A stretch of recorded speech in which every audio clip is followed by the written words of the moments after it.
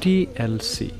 TLC, আচ্ছা, এই টিএলসির পূর্ণরূপ হলো আপনার ট্রেন লাইন কনসেপ্ট,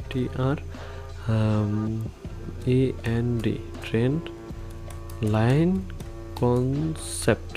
আচ্ছা, ট্রেন লাইন কনসেপ্ট এটার মানে কি? এটার মানে হলো ট্রেন লাইন শুধু দিক নির্দেশনা করে না, বরং মিরর রিফ্লেকশন ধরার জন্য ব্যবহার হয়। উদাহরণস্বরূপ ধরেন এক পাশে ট্রেন লাইন ব্রেক হলে মিরর সাইডেও তেমনই ব্রেক দেখা দেয়। দুইটা প্যারালাল ট্রেন লাইনের মধ্যে মিরর স্ট্রাকচার তৈরি হয়। এমএমসির ভূমিকায় টিএলসি সাহায্য করে মিরর জোন কানেক্ট করতে, অর্থাৎ মার্কেট ডিরেকশন বুঝতে। তো টিএলসির মাধ্যমে আমরা মার্কেটের কানেকশনগুলো এবং কি ডিরেকশনগুলো বুঝতে পারবো টিএলসির মাধ্যমে। আচ্ছা, তারপর হলো টিবিসি।